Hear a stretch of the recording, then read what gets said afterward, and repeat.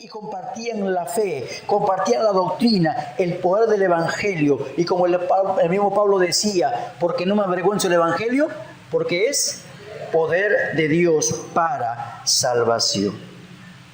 ¿Pero qué pasó? Ya fueron a la cárcel, pero ellos permanecieron solamente unas cuantas horas. ¿Qué sucedió según la historia? ¿Qué pasó? ¿Qué sucedió? A ver, leyó la historia, ¿no? ¿Qué pasó? ¿Quién vino a rescatarlos? Un ángel. ¿Y qué le dijo? Que se vayan a su casa a descansar.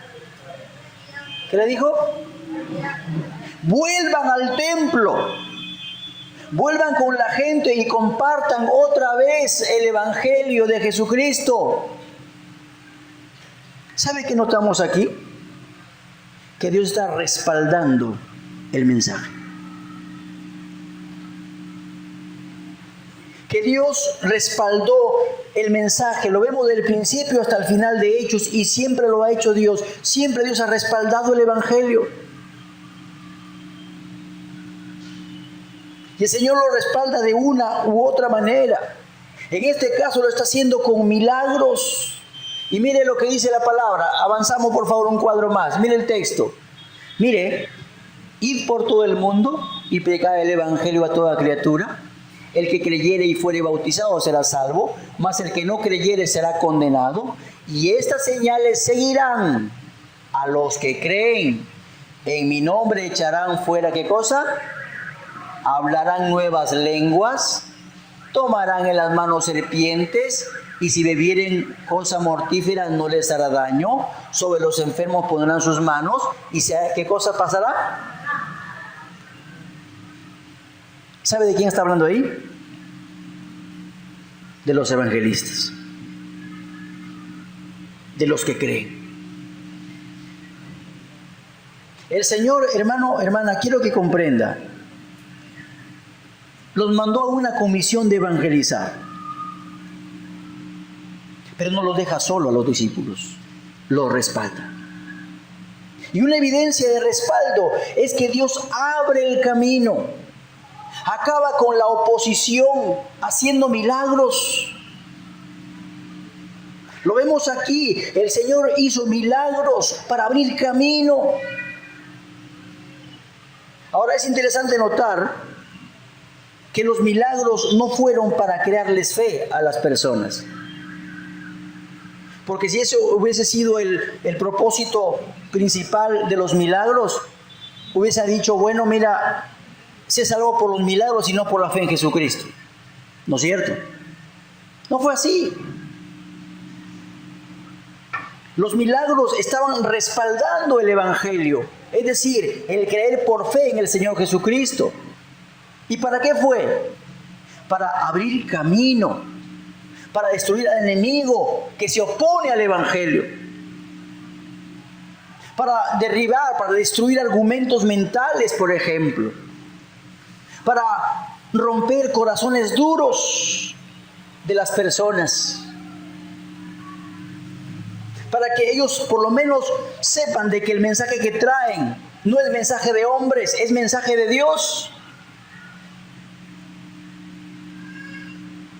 Si usted se puede dar cuenta en los hechos, habían otros poderes demoníacos, habían endemoniados, habían magos que habían engañado a muchas personas con magia, dice la palabra. Pero viene Pablo, viene Bernabé, vienen los discípulos y hablan el Evangelio, y el Evangelio es manifestado a través del poder del Espíritu Santo. ¿Para qué? Para evidenciar que la palabra que trae viene acompañada con poder de Dios. No quiero que olvide eso, mi hermano. Cada vez que usted habla del Evangelio de Cristo, Dios siempre va a respaldar esa palabra que usted habla. No se sorprenda si Dios hace un milagro cuando usted esté compartiendo, porque lo hace. Porque Dios quiere manifestar a esa persona o a las personas que el mensaje que trae no es suyo, es de Dios. Dios muchas veces lo ha hecho, pero hay veces que tampoco lo ha hecho. no lo ha hecho. En su soberanía, el Señor se toma esa potestad. Él es el soberano. Pero ¿sabe? El mejor milagro que podemos tener es que esa persona convierta su corazón a Cristo y que su vida cambie. Es el mayor milagro que el Espíritu Santo hace en una persona. Dios sabe respaldar su palabra. Por eso, hermanos, compartámosla sin temor, sin miedo. Usted va a compartir la palabra y Dios se va a mover respaldándolo. Tal vez usted ni lo vea, o tal vez sí que un milagro que Dios pueda hacer. Pero usted deja la semilla, usted se retira y el Espíritu Santo comienza a obrar, a hacer el milagro de transformación, a hacer cosas increíbles con esa persona. Hay testimonios de personas que, escuchando el Evangelio, al principio dijeron que no y por aquí y por allá. Recuerdo la historia de un hombre, historia verídica, en el extranjero, que un evangelista le tomó del hombro y le dijo: ¿usted es cristiano? Y esta persona le sacó el brazo y se molestó, amargo. Le dijo: ¿quién se cree usted que por aquí? Lo insultó. Y le dijo: discúlpeme, no quise ofenderle, solamente quise hablarle de Jesucristo que puede hacer salvo su vida. Punto. Y se retiró el cristiano. A la vuelta de unas semanas, tocan a su puerta una persona extraña. ¿Y quién era al abrir? Esa misma persona. Y le dice: quiero que usted me comparta de ese Jesús que puede cambiar mi vida. ¿Y cómo así?, le pregunta él. No sé, después de que usted me habló no quedé tranquilo. Tuve pesadillas en la noche, comencé a pensar, a sentirme culpable y necesito de ese Cristo que usted comparte. ¿Quién hizo la obra? El Espíritu Santo. ¿Cuál fue el milagro? De hablarle a su corazón, aún atormentarlo en la noche. Ese fue el milagro. Así que, mis hermanos queridos, el Evangelio es respaldado por Dios y eso debe quitarnos el temor. Segundo lugar, el Evangelio, la segunda razón, es porque el Evangelio afecta a la totalidad de la vida. La totalidad de la vida. ¿Qué le dijo el ángel? Vayan ustedes, hablen otra vez y compartan todas las palabras de esta vida. Todas las palabras de esta vida. Y eso implica, por cierto, todo lo que tiene que ver con la vida de Jesucristo, pero también con toda la experiencia que pasa un cristiano en la vida de Jesucristo, ¿no es cierto? Y eso nos indica a nosotros que el Evangelio, mis hermanos, como pongo allí, hermanos, afecta y es pertinente para toda la vida de la persona. Es pertinente para el día de hoy. Y lo digo porque muchas personas dicen: no, este es un libro desfasado de la historia. Estas son palabras viejas, antiguas, para una cultura olvidada. Esto no tiene ninguna repercusión para mi vida, dice. ¿Eso es verdad o es mentira? Mentira, hermano. Porque la palabra usted le habló o no le habló. ¿Lo cambió o no lo cambió? Amén, hermano. Dios nos cambia. Dios nos afectó la vida con su palabra, con el Evangelio poderoso. Nos afectó, nos transformó, cambió nuestra forma de pensar. Porque la palabra es vigente el día de hoy. Afecta toda la vida de las personas. Y es que, hermanos, comienza a nosotros, siguiente por favor ahí, presenta a Jesús como príncipe y salvador. Es lo que le dijo Pedro a los del Sanedrín, al sumo sacerdote y a los saduceos, fariseos que estaban allí en el Sanedrín. Le dijo: ustedes mataron a Jesús, valientemente, ¿no? Pero también le dicen: miren, A este que ustedes mataron, el Señor lo hizo príncipe en primer lugar. Un principal. ¿Y qué significa príncipe? Bueno, un pionero. Uno que dirige en el camino, un creador. Uno que abre camino. Pues Jesús fue hecho príncipe, el primero. Un pionero que nos abrió el camino al cielo. Pero también fue presentado como Salvador. Como Salvador. Es interesante que el médico en la antigüedad, en ese tiempo, era conocido como un salvador también. ¿Por qué? Porque con su medicina salvaba, entre comillas, ¿no? Humanamente hablando, físicamente. Aún un gobernante, un abogado o alguien que manejaba leyes y no sabía alguien alguna cosa, iba y le ayudaba, entonces lo había salvado, dice. O un gobernante, como decía, un presidente, aún el mismo emperador fue llamado Salvador.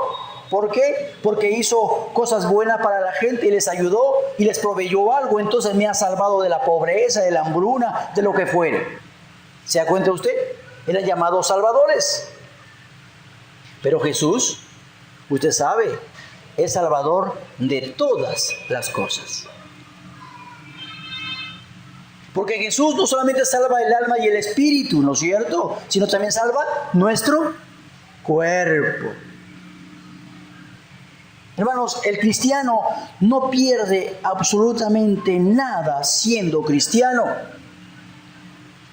Cuando un cristiano fallece o muere, no se dice, ay, pobrecito, aquí acabó su vida, ¿no es cierto? Ni más sentido, pésame porque ya lo perdiste. No. Dice que el cristiano se levantará primero de la tumba. Amén. Que tenemos cuerpos glorificados, que las afecciones del ojo como el que tengo ahora, o usted está enfermo de alguna enfermedad, hermano, Dios lo va a salvar de esa enfermedad.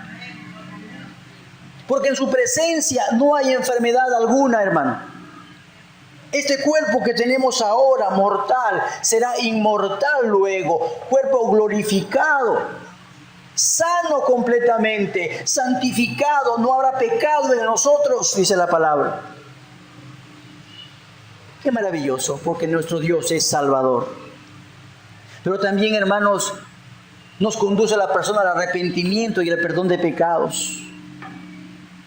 Pedro habló a ellos, a este concilio, a este Sanedrín. Le dijo, ustedes lo mataron, pero ¿saben qué? Hay arrepentimiento. Ustedes tienen la oportunidad de arrepentirse.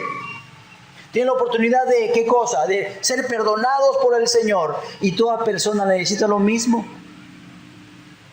Porque realmente lo que mata al hombre es el pecado. Usted lo sabe, ¿no? Lo que mata a la persona es el pecado. Usted dirá, la enfermedad. Sí, pero la enfermedad vino muchas veces por consecuencia del pecado. Así que en resumidas cuentas, hermanos, el pecado mata a la persona. Y lo mata física y espiritualmente. Así que toda persona necesita conocer al Salvador, Jesucristo, al Príncipe Salvador, para que pueda arrepentirse y tenga perdón de pecados. Y finalmente pueda recibir el Espíritu Santo. ¿Se da cuenta usted?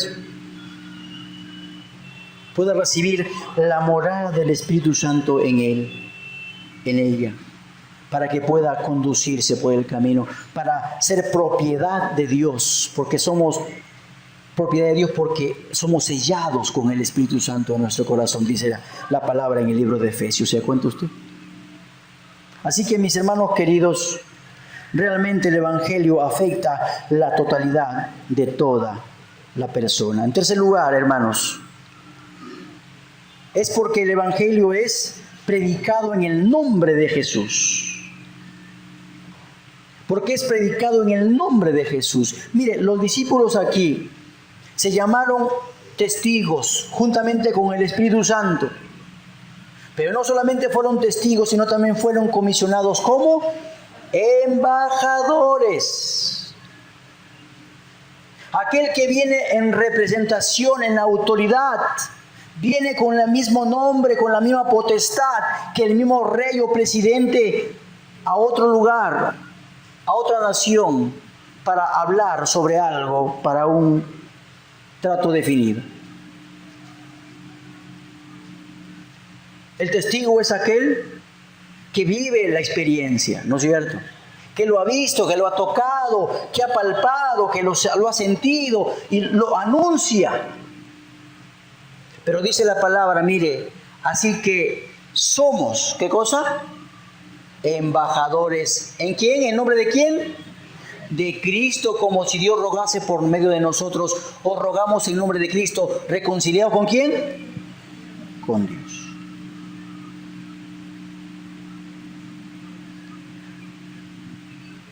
Ser embajador de Cristo y venir en su nombre implica bastantes cosas, hermano. Tenemos la autoridad del Señor, pero también tenemos, hermanos, el mensaje del Señor. Y ellos, en este caso, no se portaron como diplomáticos, se comportaron como embajadores. ¿Por qué? Porque si hubiesen sido diplomáticos, hubiesen rogado por su libertad. Oiga, mire, el evangelio es tan bueno que por aquí, por allá. Hagamos un trato, ¿ya? Mire, yo dejo de hablar y usted me suelta. ¿Qué le parece? Eso se llama diplomacia. Eso hace un diplomático. El embajador no hace eso. Viene con un mensaje definido. Vengo en representación de mi rey, de mi Señor Jesucristo, y le digo a usted, arrepiéntase para que no se pierda, para que sea salvo. Punto. Porque usted es pecador. Punto.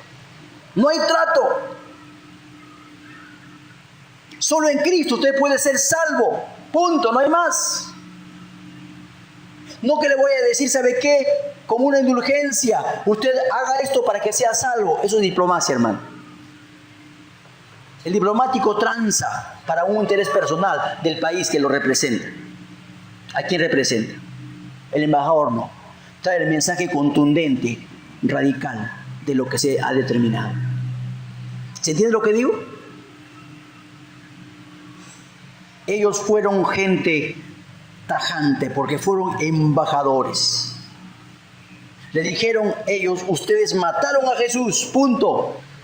Pero hay salida en Cristo Jesús. Hay perdón de pecados, hay arrepentimiento y tienen el Espíritu Santo para ser salvos. No hubo más.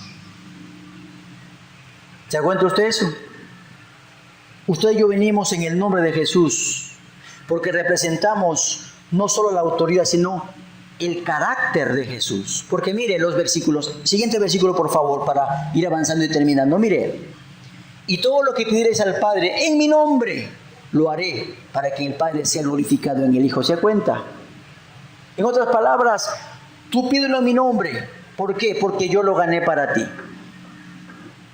Ya está pagado.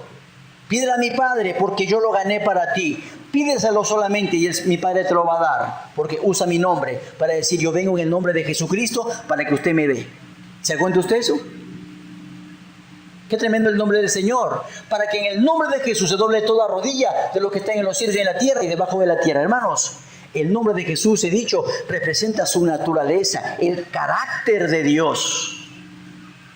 Y Dios no es hombre para que mienta, ni hijo de hombre para que se arrepienta, dice la palabra. Dios es fuego consumidor, es amor, ¿no es cierto? Es misericordioso, sí, pero también es justicia.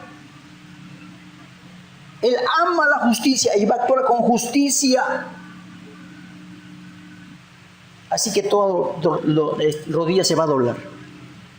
Pero ¿sabe qué? Y todo lo que hacéis, sea de palabra o de hecho, hacedlo todo en el nombre del Señor Jesús, dando gracias a Dios Padre por medio de Él. Eso tiene que ver con el compartir la palabra. Venimos un solo, pero también, ¿sabe qué? En lo que hacemos en la casa del Señor. ¿Cómo estamos haciendo las cosas? ¿A mi nombre o en el nombre del Señor? Debemos hacerlo en el nombre, es decir, como Jesús lo haría. No como yo, no como mi nombre tal, que usted tiene su nombre, yo tengo mi nombre. No, a ese nombre no quiere Dios. Quiero que lo hagamos en el nombre de Jesús. Es decir, con el mismo carácter como Jesús lo haría. Como Jesús lo haría. Ahí estamos. Entonces, hermanos, somos embajadores en el nombre de Jesús. En cuarto lugar y final, hermanos, es porque el Evangelio es indestructible. Se nos habla de Gamaliel, un maestro muy connotado en aquel tiempo. Muy renombrado el hombre, muy intelectual, muy respetado, muy seguido. ¿Sabe qué dijo este hombre? Hizo una mala teología.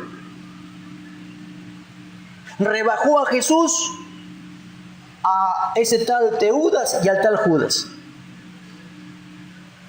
Y más todavía vaticinó,